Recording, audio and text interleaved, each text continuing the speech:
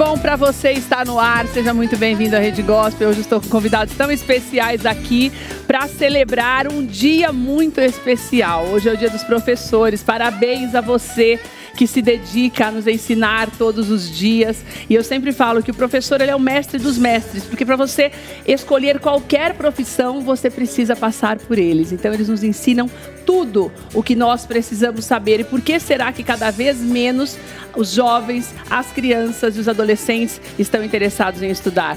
Nós vamos falar sobre isso, mas também nós vamos falar para você que a despeito dessas dificuldades, a despeito da dificuldade também de fazer os alunos prestarem mais atenção nas aulas, a despeito dos salários não serem como nós gostaríamos que fosse aqui no nosso país, eles continuam amando o que fazem. Quem escolhe essa profissão dificilmente muda de ideia, porque quem muda de ideia em qualquer que seja a profissão é porque realmente não a escolheu. Porque profissão a gente não escolhe, nós somos escolhidos pela profissão, essa que é a verdade. Não é um destino, é um desígnio que você tem mesmo e um dom que Deus te dá e você precisa desenvolvê-lo. Ninguém nasce sabendo, às vezes você tem desejo de fazer alguma coisa, de exercer uma profissão, até mesmo de ensinar, e você fala, acho que não sou capaz.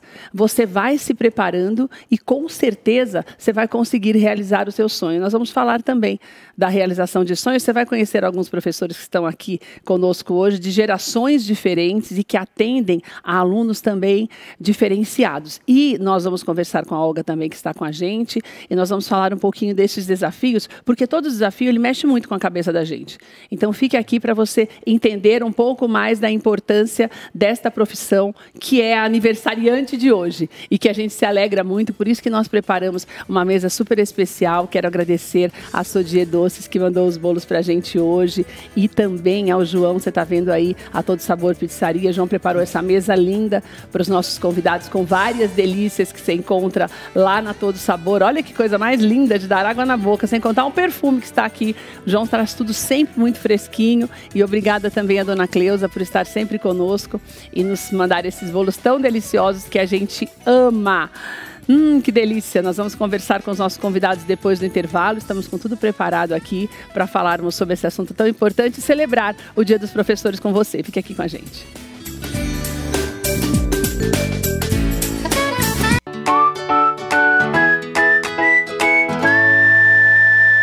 Estamos de volta com tudo de bom para você. Muito obrigada pela companhia. Estamos falando sobre os professores hoje. Olha, são 2.400.000 professores na ativa no nosso país. Isso de acordo com o censo escolar que aconteceu em 2023. Nós temos uma população que eu considero até pequena se nós formos comparar com o número de brasileiros.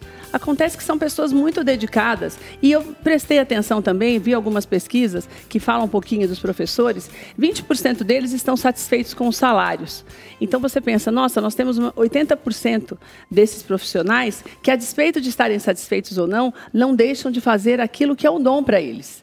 Então é por isso que nós precisamos homenageá-los cada vez mais e entendermos a importância dessa profissão para todas as outras profissões, como eu falei para você. E por que é importante quando nós falamos desse dado? Na verdade, são 22% dos satisfeitos com os salários, porque eles nunca se preocupam muito com isso. Com todo professor que você conversa, dificilmente, é claro, eles lutam por melhorias, mas dificilmente esse é o objetivo do professor.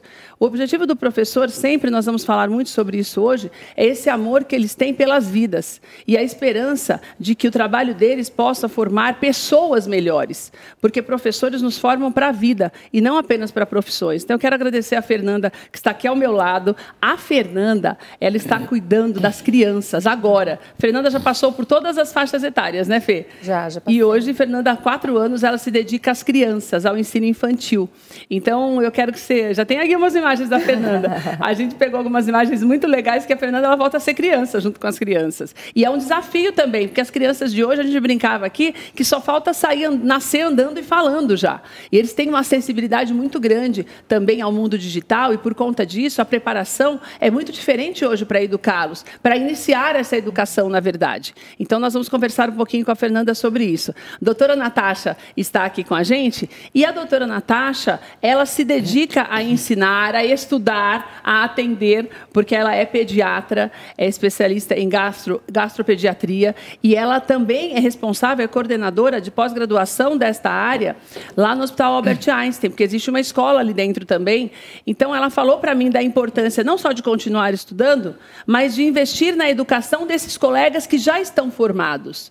Porque nós sabemos hoje, a doutora Natasha não me disse isso, mas a gente, falando sobre medicina, a gente sabe quantos profissionais têm saído da universidade, muitas vezes despreparados, ou com uma visão muito fantasiosa do que é a medicina. Hoje, algumas modalidades médicas, algumas especializações, elas são moda. Então, as pessoas muitas vezes se esquecem da responsabilidade que é você cuidar de uma pessoa doente. Então, quando você se dedica a educar quem já está formado, quem já tem uma especialização, quem busca uma pós-graduação já consolidado, é diferente.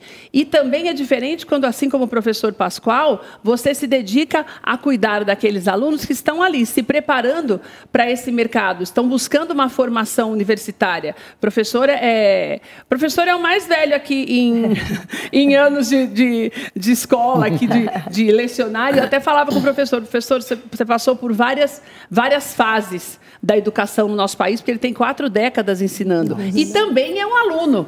Você vai conhecer esse outro lado do professor aí, que agora, isso aí é o professor na sala de aula, né, professor? Sim. É o professor na sala de aula, mas estudando. Então, daqui a pouco você vai entender um pouquinho mais da história do professor Pascoal aqui também com a gente. Olga, obrigada por você estar aqui com a gente. Você já pensou em dar aula, Olga? Eu penso, mas assim, a minha agenda não me permite, né? Porque eu trabalho muito, mas é legal.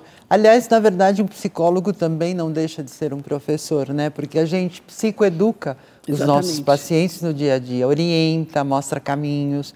Então, de uma certa forma, eu me realizo nessa área de ser professora, mas eu gostaria muito de dar aula. Que é o Educando para a Vida mesmo, né, que nós falamos. Sim. Professor Pascoal, seja bem-vindo. Que alegria ter você aqui com a gente hoje, e num dia tão especial. E quando eu falo de todas as fases, né, houve uma época em que, até nós comentávamos isso, hoje tem muita gente que não quer mais, não vê mais ser professor como uma profissão que seria legal, uma profissão interessante. A gente percebe um desinteresse que vai fazendo com que, se as pessoas se afastam das salas de aula, é por causa disso que elas também não têm interesse em lecionar. Você tem percebido essa diferença cada vez maior, professor, na universidade também, um desinteresse?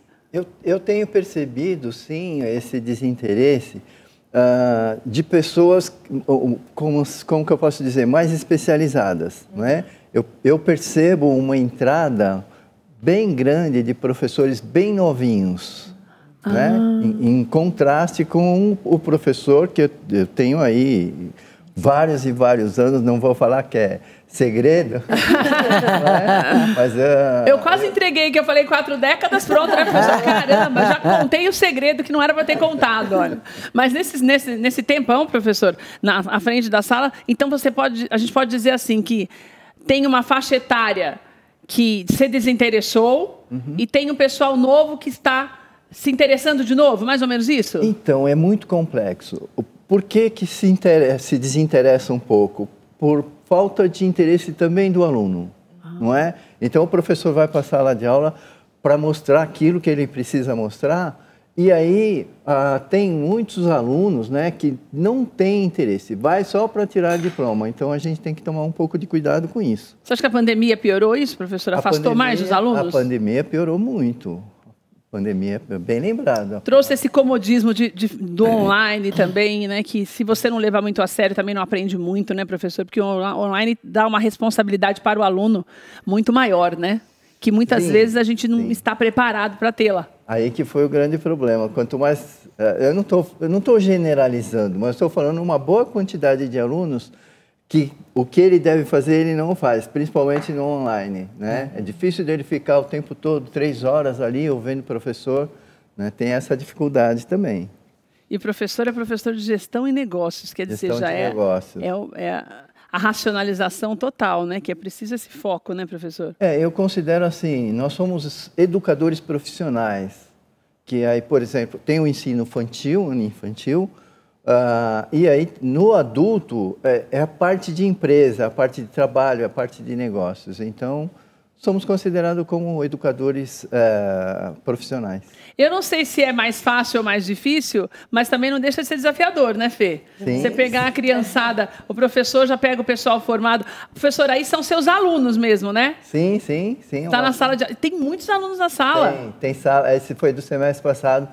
Tinha, se não me engano, 82 alunos. Sim, alguma coisa nesse sentido, eu não me lembro bem. E eles têm ido, professor, porque está todo mundo ali. Quer dizer, você consegue atrair o povo para a sala de aula. Tem técnicas para isso, professor? É gostar. É gostar. Se o aluno perceber que você gosta daquilo que faz, aí fica um pouquinho mais fácil, não é? Professor, você é divertido? Você é mais Eu brincalhão? sou um pouco mais descontraído. Eu provoco um pouco mais também para atrair e segurar a atenção, né? Porque senão não vão mesmo, né? Ainda mais depois de um dia inteiro, está trabalhando, está cansado, tem tudo isso. É uma matéria mais pesada, demanda raciocínio, né, professora? Tudo isso. Pronto, exatamente isso. A pessoa acorda cedo, passa o dia inteiro trabalhando, depois vai para a sala de aula, 3 horas. A gente sabe que em comunicação, se fica muito tempo falando a mesma coisa, perde o interesse mesmo. Mas tudo isso contribui para essa evasão. Fê, o que você acha? Você acha que as crianças de hoje mudaram um pouquinho? Como você é muito jovem, de quando você era criança, de quando você estudava e fazia estágio, para hoje, para a sala que você tem? Porque a Fernanda estava fazendo as contas, eu não sei como é que a Fernanda faz, não. Porque você tem 17 salas, não é? São 17 salas, são quase 500 alunos. Então, gente, mas como é que é o... que eu tentei fazer todas as contas, porque como é ensino infantil, não é, Natasha, não é, professor? Como é ensino infantil, porque, por exemplo, o professor, se ele tiver 17 salas, cada 1 hora, por exemplo, é numa sala. Porque em muitos casos acontece isso. Você trabalha de manhã, tarde e à noite. Mas e no seu caso, como que é isso? É que, basicamente, eu sou aula especialista. Eu dou aula de inglês para eles do infantil e ensino fundamental. Que idade que é? Eu pego eles a partir dos 4 anos. Meu Deus e do céu. entrego com 12. Então, essa galerinha que está passando aí na tela, quantos anos? Eles têm 4 e 5 anos. São uma sala de pré-1. Gente do céu. E eles estão lá fazendo aula de inglês? Então... Eles têm uma média de 4 anos de idade. Sim. E você percebe uma diferença muito grande de agora para quando você fazia estágio, por exemplo? Demais. Assim, eu tenho 31 anos. Eu me formei em 2017. Eu acho que a internet, o acesso por conta do Covid, tudo... Mais ainda, né? Viabilizou a facilidade de acesso ao conhecimento, só que eles não usam do jeito certo.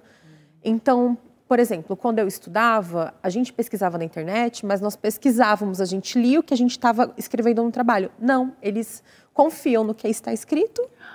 Nem pesquisam. Não pesquisam, eles só perguntam e a internet dá tudo de mão beijada. Mas mesmo esses pequenininhos assim? Mesmo os pequenos. Mas eles têm acesso na sala de aula não mais, né? Por causa das mudanças. Não. Mas quando você pede para fazer alguma coisa, os pais já ensinam. Um trabalho. Então, muitas vezes está errado porque eles vão na primeira resposta que vem. Sim. E é facilitado o acesso para essas crianças. Criançada nem lê direito ainda, pequenininha. Mas sabem mexer. Gente do céu. Procuram na internet, no celular, num tablet, porque eles podem não ter acesso ao computador, mas o tablet, o celular, eles têm em casa. E daí você programa aulas, você organiza aulas para esses pequenos que ainda não leem muito bem, através de desenhos, Eu faço, os pequenos, principalmente, eu faço leitura dos livros em inglês e a gente faz interpretação de texto voltado ao conteúdo em inglês. Então, se o livro fala sobre cores, sentimentos, eu falo sobre os sentimentos, as palavras em inglês, as cores... E vou fazendo atividade de interpretação de texto. Tem uma foto da Fernanda de Coelho aí que eu achei o máximo. Fernanda, me conta essa história. Como é que foi essa? Olha, o coelho é a Fê. Eu. Né, Fê? O coelho é... Todo mundo em volta são os alunos. Tá, é aluno. Mas ali o coelho é Fê. Como é que foi essa história? A gente é pau patrona toda a obra dentro da escola, né? 7 de setembro estamos lá, Natal estamos lá, Páscoa, Dia das Crianças. Aí, obviamente, deve ser a Páscoa. Páscoa. Festa junina, ai, faltou um coleguinha, vamos dançar com a teacher. Pega na mão, vamos dançar. Vai dançando realmente conforme a música. Conforme a música. E tem que ser assim. E a criança fica mais entretida também, né? Você consegue entreter mais a criança. Eu acho que a educação infantil em Fundamental 1, até o Fundamental 2, a gente precisa ser mais lúdico. Porque a criança, como o professor falou, tem que mostrar a paixão. Se você não mostra que você é apaixonado pela sala de aula, pelos alunos... ele não vai ser ganhado. Então, ele não vai querer estar lá. Ô, Olga, uma coisa importante que eu acho que a gente precisa destacar. falando, não cheguei na Natasha ainda, mas falando desses dois polos, né? Sim. Dos mais velhos e da Fê praticamente começando, com 8 anos de profissão.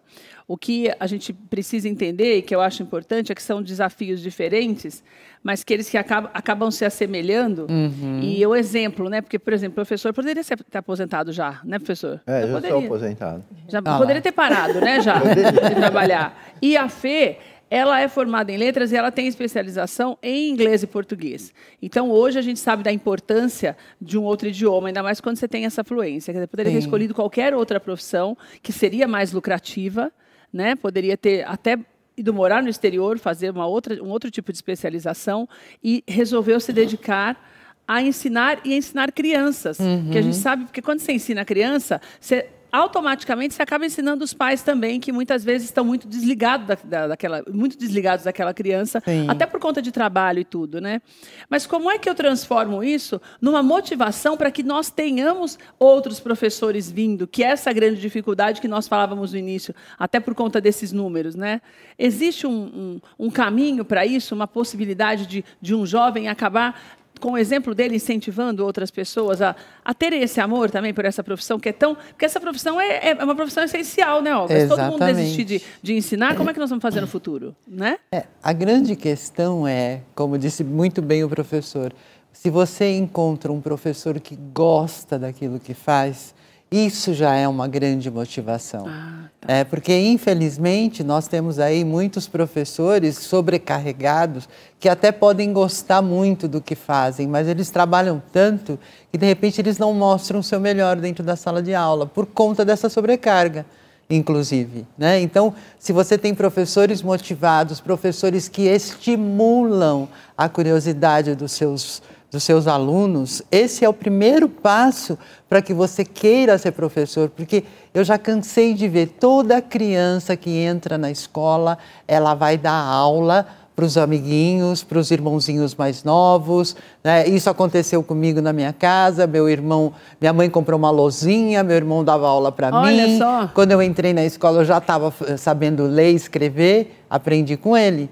Antes de entrar na escola. Então, isso é normal e natural. Todo mundo tem um quê de professor. Todo mundo tem, né? E na vida, se você parar para pensar, todo mundo tem algo para ensinar.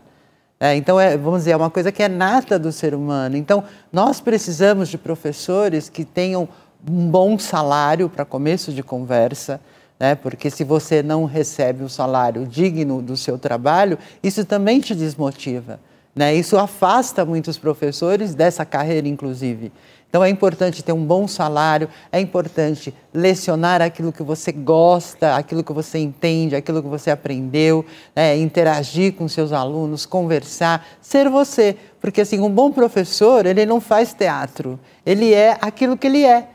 Então, ele mostra o interesse dele, a paixão dele sobre aquilo que ele está falando. E isso contamina os alunos e colabora para que muitos alunos, no futuro, de repente, sigam a mesma carreira do professor. Vou te contar um segredo, porque tem professor aqui que faz teatro, minha filha. Daqui a pouco Que bom! Daqui a pouco você vai saber. Não esse teatro que você está falando, mas faz também. Tudo pela profissão. Sim, aí tudo bem, né? Aí tudo bem, né, Olga? Sim. Doutora Natasha, obrigada por você estar aqui com a gente.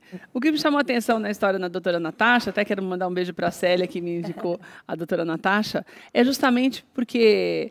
Na contramão do que eu falei da Fê, a doutora se especializou, ela é médica, então ela se especializou na medicina.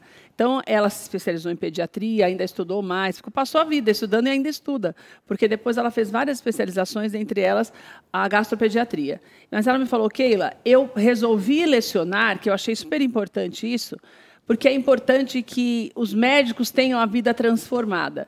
De uma certa forma, é você entender essa responsabilidade de uma forma mais eficaz e mais contundente, né, doutora? Até porque a gente percebe hoje também a dificuldade que é a medicina. A gente sabe a precariedade que é. Mas eu acredito que deve ser um desafio também bastante grande quando você já lida com pessoas que são formadas, né, que já fizeram a graduação, a especialização, que estão buscando a pós-graduação. Tem alguns que também não levam muito a sério a despeito de toda essa responsabilidade que eles já carregam ao longo da vida dessa formação? Infelizmente, sim, tem, mas posso dizer que são não é a maioria? É a minoria, sem dúvida. Para mim, a questão do ensino ela é muito importante porque, antes de mais nada, eu preciso ser uma estudante. E se eu não continuar estudando, eu não vou conseguir exercer bem a minha profissão. E aí, como professora, eu tenho oportunidade de fazer quase um 2 em 1. Né? Eu preciso me manter atualizada para dar aula, o raciocínio crítico deles vai me ajudar a me auto-questionar. Será que esse caminho que eu estou seguindo é o melhor caminho? Será que há outros caminhos? E eu gosto dessa coisa de ensinar o especialista, porque para mim é uma forma de fazer o meu ensinamento, porque realmente eu estudei muitos anos, né? Eu fiz 7 anos de faculdade, 3 de residência, 3 de sub, e mais 2 de sub e mais 3 de especialização 3, 7, clínica. Foi de 2004 a 2021 o fellow. E 2004. E o doutorado eu terminei em 2022, isso. Então, é uma forma de fazer esse conhecimento chegar bem mais longe, porque eu só consigo atender um número limitado de pacientes. Então, se eu consigo ensinar alguém que vai fazer isso chegar em mais gente, eu sinto que assim eu atinjo também mais crianças, né?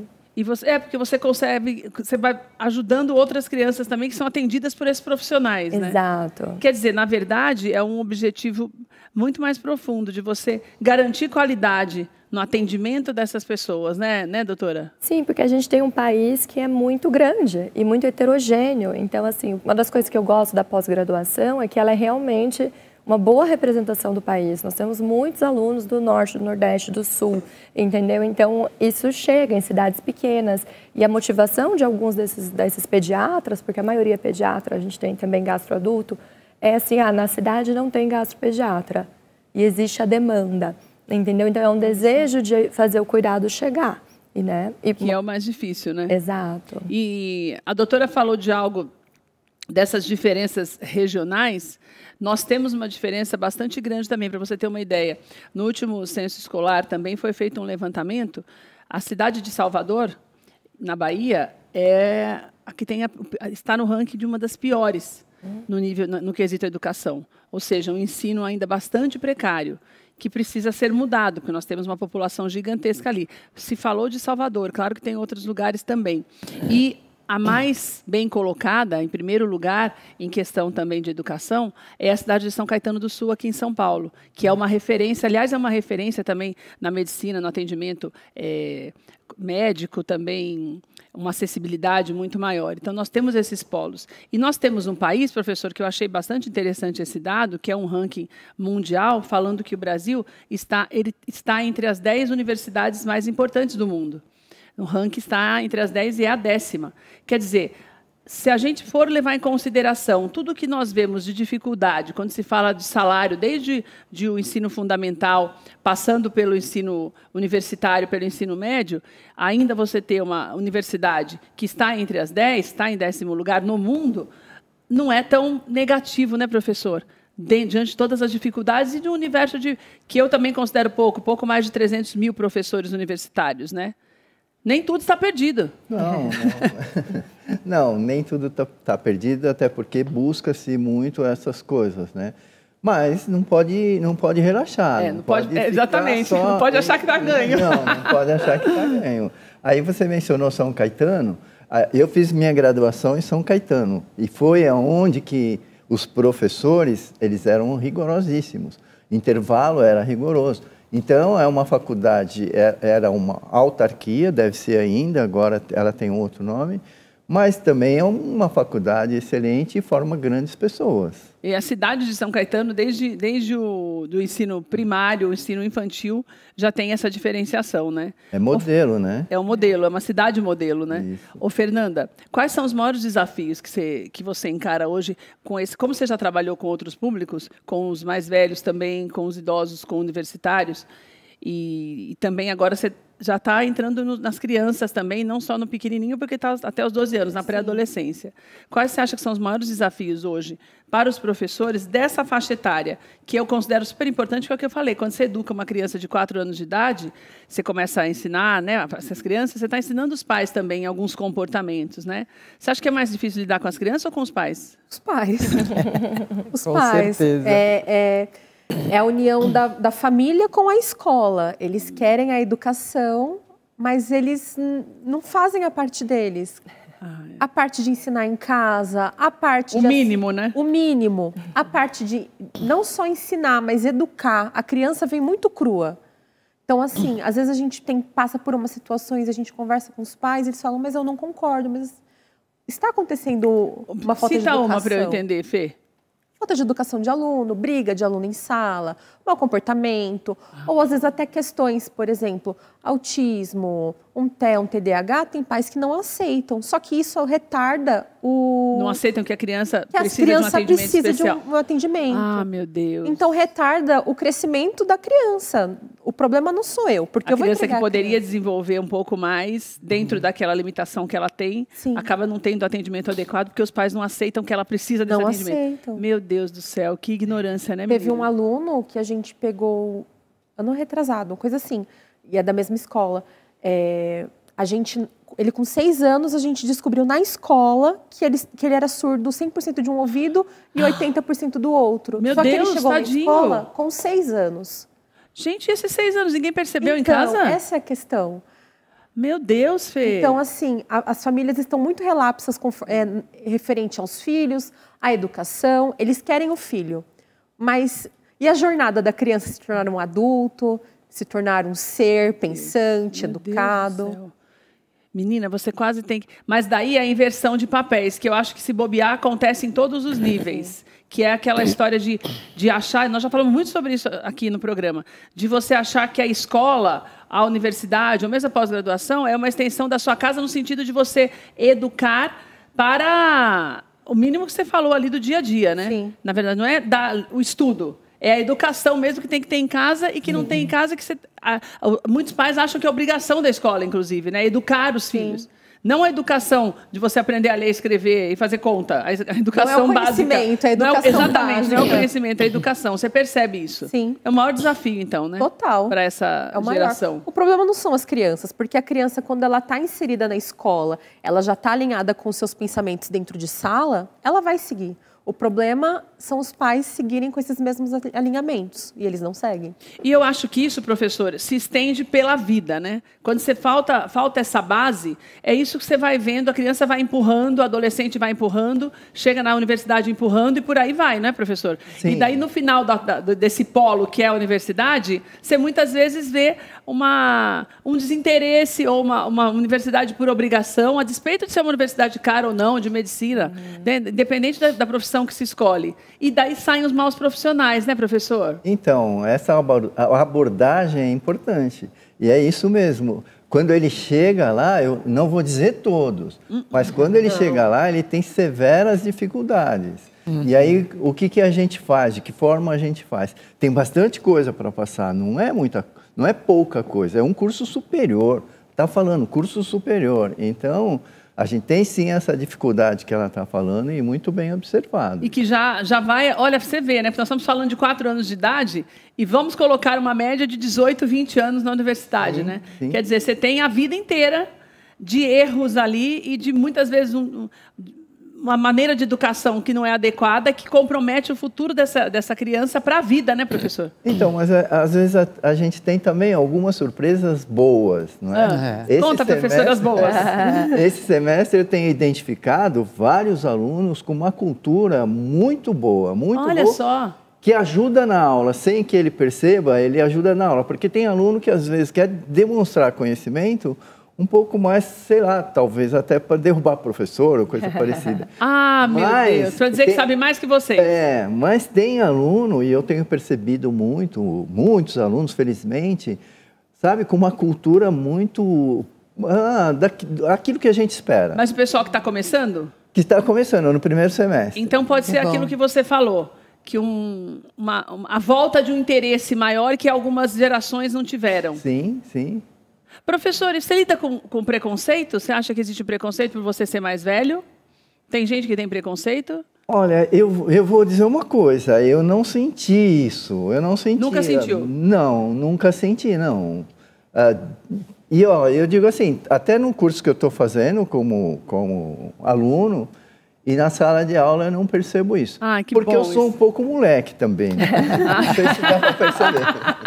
Mas Isso ajuda. Eu ia perguntar se você percebe. Eu ia chegar em você agora para perguntar. Porque a Natasha, ela é jovem. Eu acho que você tem um rosto de mais jovem até. Ela tem 37. Podia falar? Pode. Agora já foi também, né? Já comecei a falar. Tem 37 anos. E com certeza você dá aula para pessoas mais velhas. Muito mais até, né? Muito Daí mais eu acho que velhas que eu, porque eu ia inclusive. perguntar para o professor isso, se ele conhecia alunos professores universitários muito jovens, que daí muitas vezes o jovem mais ou menos da mesma idade não tem esse respeito. Você percebe que tem um preconceito? Não é nem a falta de respeito, mas quem é ela para... Eu nem acho que é o do aluno necessariamente mais velho. Às vezes é do colega professor. Porque como eu estou num posto de coordenação, né, tem outros dois coordenadores do curso, então o aluno eu acho que não, porque o aluno ou ele já me conheceu ou ele já me pesquisou, e pelo contrário, eu acho que os alunos mais velhos, eles às vezes me tratam de senhora, de professora doutora, entendeu? Coisa que talvez os mais novinhos nem façam questão, e eu mesmo não faço questão, né? Mas às vezes dos colegas, eu acho que tem um desafio institucional. Os colegas mais ou menos da mesma idade.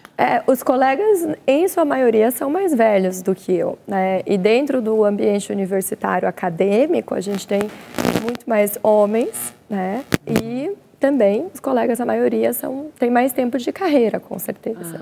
Então, porque não é o normal. Os professores, a maioria no nosso país é mulher. Então, na tua área, a maioria é homem. No acadêmico, sem dúvida, a maioria é homem. Nos congressos, a maior parte das mesas são compostas de homens. Mas esse preconceito é uma coisa que só faz aquela cara de quem não está gostando e tudo bem, porque é cara, a gente finge que não vê? Ou desmerecendo, por exemplo, o conhecimento ou o ensinamento? Você já passou por situações constrangedoras, Natasha? Olha, acho que nada grave, assim, nada que me marcou super, mas às vezes aquela batidinha de dorso de mão, sabe? Um tapinha, assim. Mas, para mim, é uma coisa que eu tiro de letra, né? Acho que eu sei o quanto que eu investi no meu conhecimento, na minha educação, e eu estou tranquila que, para mim, tudo que eu alcancei, eu mereci.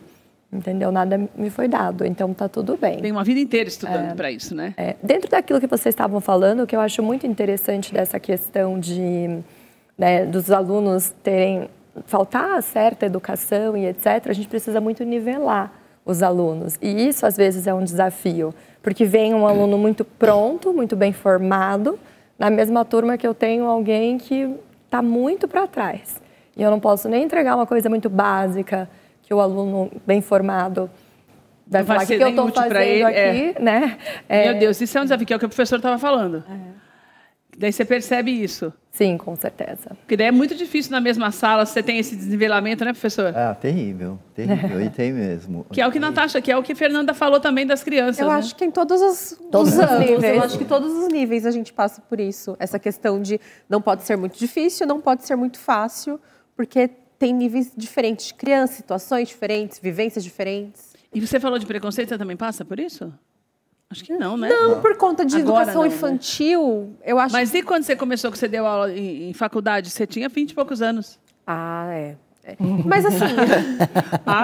Porque você ficou um tempinho, né? A questão, para mim, é igual ela falou. Você não liga muito? Não ligo. Se o meu aluno está feliz com o que eu estou ensinando e eu estou vendo a evolução dele, o que os outros vão pensar... Meu trabalho está sendo feito. E o do colega está sendo feito. É aquilo, né? E o aluno você acha que não tem? Mesmo você sendo mais jovem, quando você é quase da idade do aluno, não tem? Não, eu já dei aula para idoso, eu já dei aula para adulto, para adolescente. Adolescente me chamava de senhora. E eu acho que idoso deve ser uma delícia de lidar, né? Por causa do desejo deles de aprender, né? Principalmente se é a alfabetização, né, Fê? Eu tenho paixão por adolescente. Eu amo dar aula para adolescente. Amo. Eu acho que quando eu dou aula para adolescente, é o momento que eu estou mais feliz. Eu amo dar aula para criança, porque o amor está ali, na carinha deles. Mas o adolescente, quando você ganha um adolescente, é outro tipo de aula. Mais adulto também eu gosto. Eu gosto de todos os momentos, mas eu acho que adolescente é o que mais me pega. Amor mais difícil de conquistar. Conquista, eles fazem de tudo. Eles te abraçam, te beijam, dão presentes, são solícitos, prestam atenção na aula. Difícil chegar naquele coração, mas quando chega naquele coração, pronto. É porque eles são muito carentes. Eu acho que eles são muito carentes em casa. Então, quando você dá um abraço, você pergunta se está bem, você faz uma piada com eles, você olha no olho dele, eu acho que você já conquista muito mais fácil que uma criança, por exemplo. Porque eles não têm tanto... O adolescente, ele tem esse distanciamento da família um pouco, normalmente. E quando você se sente perto dele, ele vê que você está olhando para ele de verdade como uma pessoa, de igual para igual, ele fala, opa, que eu tenho aqui uma pessoa que eu posso confiar. Olha que lindo isso. É a carência da falta da atenção dentro de casa que muitas vezes hoje os pais terceirizaram para a rede social e para tudo isso, né, Olga? Exatamente. E é muito triste isso, né? Porque a gente vê aí pais, tudo bem, eles trabalham muito, eles estão muito ocupados, eles têm pouco tempo para estar com os filhos, mas é aquela coisa, se você gera um filho, você é responsável por ele, então você precisa acompanhá-lo no seu dia a dia. E é como eu digo para muitos pais, você não precisa de muito tempo, que você gaste meia hora, 15 minutos de atenção exclusiva para o seu filho, já é o suficiente. Perguntar como ele está, porque muitas vezes o pai e a mãe chegam, oi filho, tudo bem? Está olhando alguma coisa, ou está olhando para o celular, ou está ligando para alguém. Então, essa atenção, ela é fundamental. E você também mostrar o seu interesse por aquilo que ele está aprendendo. E isso se reflete muito nos consultórios, né? Exatamente. Essa carência que a Fernanda falou, né? Sim, essa carência se reflete nos relacionamentos, na sociabilidade das crianças e adolescentes, no relacionamento afetivo, em todos os lugares, até dentro das empresas, você tem pessoas extremamente carentes que ficam sobrecarregadas de trabalho porque elas querem se sentir queridas pelas outras e elas acabam fazendo trabalho de vários outros. Fruto de uma vida inteira desequilibrada. Exatamente. Tudo começa na infância. Então, a infância é o período mais importante para o desenvolvimento do adulto que nós vamos ter. Então, você como pai, você como mãe, precisa estar presente no dia a dia para que essa criança se sinta amada, segura. Porque eu acho que a coisa mais importante para uma criança é ela se sentir segura. E na medida em que ela se sente segura, ela consegue evoluir, ela consegue aprender e ela consegue ser um ser humano muito melhor na vida adulta. Professor, nesses 40 anos lecionando, o que você acha que mais mudou? Que a gente pode dizer que você falava, nossa, que poderia ser como antes. Apesar de toda a modernidade, a gente sabe que o mundo evoluiu e, claro, que não vai voltar atrás. Né? A gente não vai andar para trás. Mas o que era melhor antes, que se você pudesse escolher, você gostaria que voltasse? Então, um pouco a culpa é a minha geração, vai. Achamos um culpado, já está melhorando já. Então, se a gente já souber de onde vem a culpa, a gente já consegue começar a resolver. O que foi falado aqui. A criança, na minha época, chegava em casa, eu apanhava, né? Dia se aprontasse, apanhava. Não aprendia, puxão de orelha. Não tirava nota, fazia ficar a noite inteira ali estudando. Hoje não. Hoje não. O pai nem sabe o que foi feito na escola. A gente deu liberdade para os nossos filhos, né? Estou falando no geral, e aí eles ficam mais à vontade de... Deu liberdade demais, então, professor? Eu acho que sim. O professor é muito querido lá na faculdade ainda em Morumbi. Joga na tela um pouquinho dos professores falando do professor Pascoal, por favor. A gente separou alguns depoimentos aqui, professor. Vamos ver se você conhece esse povo aí, hein? Os professores, por favor.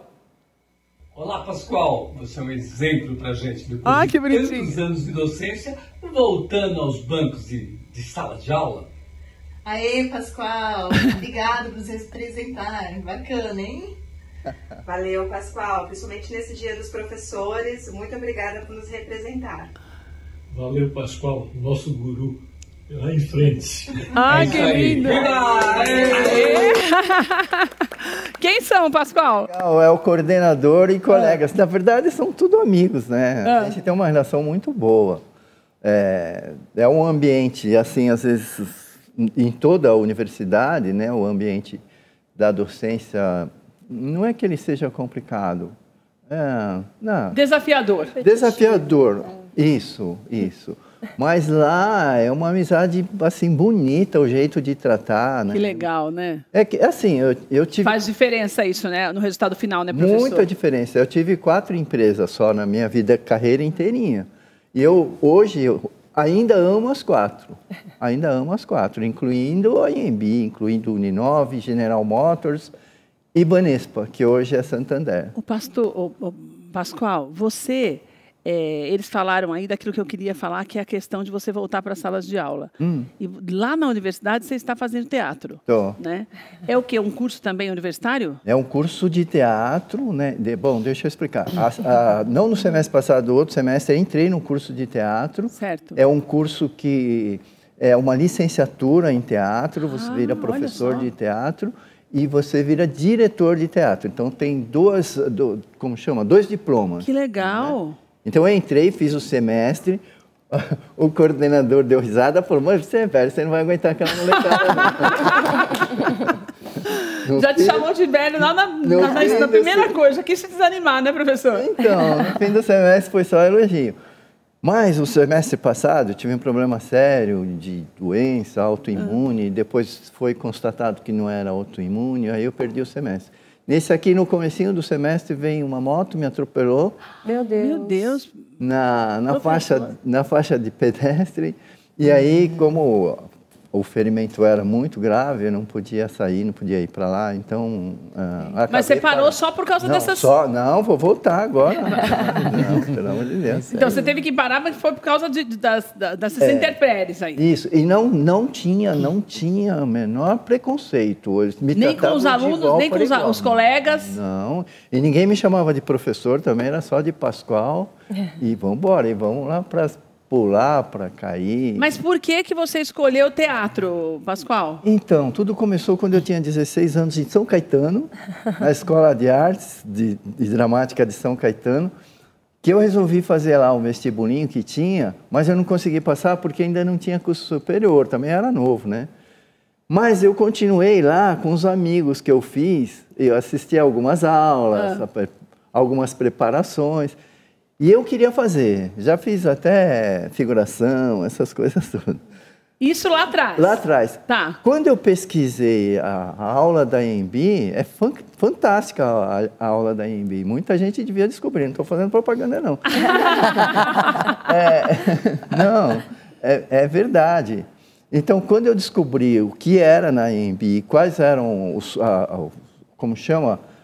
O diploma que você tem, eu falei, não, eu vou aqui, cara. Depois de quantos anos, então, você voltou para a sala de aula? E para realizar um sonho, na verdade, né? De adolescente. Depois de 70 anos. Depois de 30 anos. Da 1970? Não, assim, de voltar como aluno, sim, não, foi... tirando 20 anos, depois de 50 anos. Meu Deus do céu. Professor, mas eu vou ter que perguntar, então, você tem quantos anos? 74. Nossa, Uau. Não parece, não. 74. Depois de 50 anos, está realizando um sonho. A gente tem umas imagens do professor também lá, a gente já mostrou, né, Danilo, aqui. Essa é a aula. Essa é a aula. Tudo novinho, eles são todos novinhos, né? Tudo, olha ali, ó. Mas, tudo gente espetacular. Aí tinha o pessoal de dança, né? Mas aí é da aula também? Aí é da minha aula de professor. Não, aí é como professor, né? Aí é como professor. Essa daí é você como aluno? Como aluno. E tinha o pessoal de balé também aí. Aquela coleguinha. E aí é o professor no teatro como aluno, olha. Isso. São 4 décadas aí estudando, aí ele voltou para a sala de aula, gente, é muito legal, né, gente? É muito legal isso. E por que você nunca saiu da sala de aula, Natasha? Porque a Natasha nunca saiu. Deixa eu só falar uma coisa, desculpa, Natasha. Eu nunca saí da sala de aula. Sim. É só sair como aluno. Não, professor, foi diferente. Você acumulou. Sim. Você passou a vida inteira na sala de aula lecionando e voltou a estudar agora. E Natasha passou a vida inteira estudando e agora resolveu continuar. Você vai ficar a vida inteira mesmo. Eu espero que sim. Por que você quis estudar tanto e por que para você é tão importante transformar esse estudo numa arma mesmo para formar mais médicos e médicos mais capazes? Eu gosto muito de me comunicar. Então, até mesmo quando a Célia perguntou para mim se eu viria, eu falei, claro, vamos lá, entendeu? Então, é um pouco, acho, de quem eu sou, uma coisa de personalidade. E, obviamente, a sala de aula permite isso. Eu sempre gostei de apresentar, etc. Acho que talvez um lado um pouco mais artístico aí, também na escola do teatro, esse tipo de coisa. Mas, para mim, a questão é que, dentro da profissão que eu escolhi, eu sempre também tive muito medo de ser aquela médica desatualizada. Esse é o medo que me assombra, entendeu? Às vezes eu vejo algum colega falando uma coisa e falo, gente, será que um dia eu não vou estar atualizada, eu vou estar fazendo as coisas assim, não vou saber, né? Então, é uma necessidade de se manter estudando, porque os bons médicos estão sempre estudando. Eu acho que é uma questão de consciência, né, Olga? Da E responsabilidade, né? Exatamente. Eu acho que o que tem muitos... Hoje talvez seja mais difícil, porque essa falta de consciência, talvez, do jovem na responsabilidade que é, porque eu falei, o professor, ele ensina todos nós, né? Se você não tiver professor, a despeito da área que você escolher, você não tem ninguém para te ensinar. Exatamente. Né? Eu acho que essa falta de consciência, talvez, que é aquilo que eles têm trabalhado na sala de aula e que a Fê tem procurado fazer desde pequeno com os pais, porque eu acho que a responsabilidade dos pais para formar novos professores é maior do que o conhecimento, como ela tinha falado, é o que está faltando, né? Essa consciência geral da importância que é a educação e o conhecimento, como a Fê tinha falado. Né? Exatamente. Para você valorizar isso, você tem que mostrar isso dentro de casa para os seus filhos, o seu respeito em relação ao professor. Porque os pais não respeitam os professores. E olha o exemplo que eles estão dando para os filhos. Então, é importante respeitar o professor, é importante você despertar o seu conhecimento. É o que eu digo, nós seres humanos somos extremamente curiosos. Né? Se você vê um movimento ali, você vai querer saber o que é. Se você vê alguém cochichando, você vai querer saber o que é. A despeito da idade. A despeito da idade. Então, veja, nós naturalmente queremos o conhecimento, seja lá do que for, mas nós gostamos de aprender. Então, nós precisamos ser estimulados para isso. E o mais importante de tudo, né, é que o professor também passe bem esse conhecimento. Né? E na vida, ela estava dizendo, né, que ela estuda, eu continuo estudando até hoje. Por quê? Porque eu sou responsável pelo meu trabalho, eu quero fazer o meu melhor, né, e eu quero levar, né, o conhecimento adiante. E eu levo o tempo todo, em todos os lugares que eu vou. E isso eu acho fundamental. Então, você, quando gosta daquilo que você faz, né, e você está aberto para aprender, porque é o que a minha avó já dizia, eu já falei isso aqui várias vezes, a vida é um eterno aprendizado. A gente está sempre aprendendo, o tempo todo. É verdade. Então, é isso que falta você despertar nas crianças, principalmente.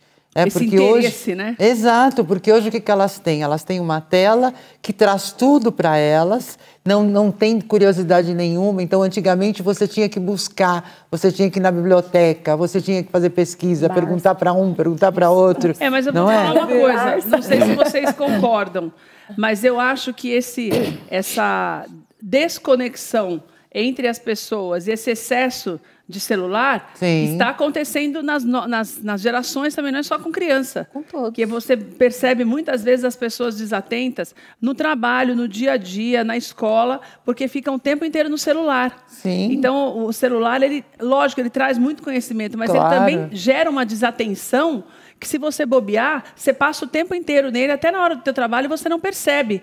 Não é nenhuma maldade, é um condicionamento que a mente da gente vai fazendo e que vai desconectando das pessoas do conhecimento, e você começa a ver um monte de futilidade, um monte de bobagem. A gente também, né? Não é só criança, né, Olga? É quase que um mal geral. A internet mal usada, né? E nos horários inapropriados, ela é um mal assim, que tem tomado conta de todas as gerações. Muitas vezes até dos mais velhos também. E é como você disse, né? A maioria das pessoas está ali voltada para a futilidade, né? Para coisas bobas. Não que a gente não goste de ver isso, mas você não o tempo passa... inteiro, né, gente? Não o tempo todo. Sim, então, exatamente. O que acontece? Nós estamos deixando uma coisa muito importante da raça humana, que é a sociabilidade. Os jovens hoje têm uma dificuldade enorme de interagir uns com os outros. A pandemia colaborou para isso e hoje está cada vez pior. O jovem é muito fechado em si próprio, né? Ele tem uma dificuldade enorme de interagir com os colegas, ele precisa conhecer muito para ele poder se soltar, e isso atrapalha, né? Porque como é que você vai conviver em sociedade onde cada pessoa só olha para o próprio umbigo? Impossível. É difícil, impossível. Ô, Fê, e por que você não escolheu outra profissão? Eu falei no início, né, do inglês, que é tão bem quisto por todos no mundo inteiro. Sim. Você poderia ter escolhido várias outras profissões que financeiramente poderiam te trazer mais retorno. Né? Então, não precisava nem fazer muito esforço. Não, eu até tentei. Eu fiz 1 ano e meio de jornalismo, mas a coisa de ser professor, eu acho que... É dom. Tem muita criança que fica brincando de ser professor e depois fala assim, eu vou virar professor. Eu acho que era essa questão também você tinha isso de ter e também ter pessoas figuras que marcaram a minha vida dentro da escola. Olha que lindo isso. Igual tem criança hoje em dia que fala, eu quero ser professor por conta de você. Você já ouviu? Já. Nossa, isso deve ser a coisa mais gratificante, né? Como já ouvi, queria que você fosse minha mãe. Ai, meu Deus. Algumas vezes. Isso eu já não sei nem se é bom ou se é ruim, porque você é triste, hein? Eu queria adotar, né? Falei, não. Vontade de levar para casa. Né? Você já ouviu isso, professor? Eu já ouvi isso, sim. E assim, é quando a professora é boa. Eles se espelham na professora. Né? Tem muitas professoras boas, inúmeras, mas tem alguma outra professora que não desperta isso na criança. Professor, e você viu? Porque a gente tem até... Põe os alunos do professor aí, vamos ver. Você professor, o povo te ama, ó. Queria passar para te dar um feliz dia dos professores e agradecer por todo o carinho e dedicação que você deu pra gente no primeiro semestre. A homenagem de hoje é mais do que merecido e eu espero te encontrar nos próximos semestres. Que bonitinho. Homenagear ao professor Pascoal, que foi fundamental e é fundamental na formação dos alunos da Universidade em Morumbi, e te desejo um feliz dia dos professores. Que gracinha. Quem são, professor? Ex-alunos do semestre passado. Olha só. Você ficou afastado desse... Não, da faculdade, não. Não quis faltar, não. Nem me afastou. Eu ia falar uma coisa, mas não pode, que está gravando. Mas... Tá morrendo, mas vai. Tá morrendo. Não, eu perguntei, porque como você teve que se afastar por causa do atropelamento, eu achei que você não deixou de dar aula, professor? Não. Gente do céu. E até hoje o pé incha, tal, você fica bastante tempo de pé. Eu não consigo sentar, né? Não por causa disso, porque eu não consigo. Dar aula e ficar sentadinho lá, quietinho. Mas, professor, eu acho gratificante quando o trabalho é reconhecido, né? Muito, muito. Isso te estimula a ir buscar mais. Né? Fazer a diferença, né? Então, você não pretende parar? De jeito nenhum. E a despeito das dificuldades todas, você pretende parar, Natália? Não, de forma alguma. Pretendo continuar super. Fiquei pensando, né, na verdade, no que a Olga falou a respeito dos pais e do exemplo, e pensei assim, nossa, que exemplo maravilhoso eu tive em casa, sabe? Minha mãe, ela é engenheira de formação. Já quando a gente estava na faculdade, eu e meu irmão, ela fez um curso de Direito. Olha só. Entendeu? E ela deixou de ir na formatura dela porque coincidiu a data com a formatura do meu irmão. Entendeu? Mas era ela e os adolescentes. Ela não foi na formatura dela para ir na do seu irmão? Na formatura do meu irmão. Que era o mesmo dia? No mesmo dia. Eles se formaram juntos. Quer dizer, esse incentivo à educação, você teve na tua casa também, Fê? Com certeza. Eu fui a primeira a me formar na universidade. E eu já fiz outra faculdade, meu pai falou, eu vou pagar. E ele pagou inteiro. Nem o seu pai, nem sua mãe tinham formação universitária? Não. Meu pai, ele fez até o ensino fundamental 2, até o oitavo ano. Minha mãe, ela chegou na faculdade, mas não concluiu. Então, eu sou a primeira da geração deles. E eles incentivaram, né? Com certeza, sempre. O inglês, a estudar em casa, pega o material, vamos ver se tem lição de casa, fazer faculdade. Larguei a faculdade, já vamos procurar outra. Mas você veja na sua casa, como tudo é um exemplo, porque lembrando agora, a minha mãe fez 3 faculdades, todas depois de casada. E todas depois de eu ter nascido, acho que 3, as 2 depois que eu... Não, as 3, porque quando ela se casou, ela ainda estava fazendo colegial. Então, é o exemplo que você dá para os teus filhos, que vai fazê-los, acima de tudo... Não é nem... Às vezes você não tem condição agora de proporcionar um curso universitário para o seu filho, ou mesmo a escola como você gostaria. A gente sabe que existem muitas dificuldades nas escolas públicas do nosso país, mas a gente sabe que a dificuldade é muito maior se eles estiverem fora dessa escola. E esse exemplo, a despeito da dificuldade, eu estudei escola pública a vida inteira. Entendeu? Então, você vai buscando alternativas ao longo dos anos. O que você precisa, em primeiro lugar, é educar os seus filhos a respeitar os professores. O que nós temos visto não é só a vontade de estar desinformado, buscando outras coisas no celular, porque não existe vontade de estar desinformado. Existe, muitas vezes, o mau exemplo de você estar o tempo inteiro no celular vendo bobagem e não passando para o teu filho aquilo que ele deveria realmente se dedicar a fazer. Mas, não só falando de educação, é o respeito pelo professor. Nós temos visto cada vez mais os pais desrespeitando os professores. Esse pessoal mais novo, que cuida das crianças pequenas, tem sofrido muito nas escolas. Nós temos visto professores apanhando em sala de aula dos alunos, que é um reflexo dos pais, porque nós temos visto também, já falamos para você aqui, quantas vezes a Ângela Antunes já veio aqui, já falou sobre isso, dos adolescentes chamam os pais e os pais batem nos professores. Então, nós temos visto o desrespeito, que se estende também em nível universitário e pode se estender até na pós-graduação, porque a educação não tem idade.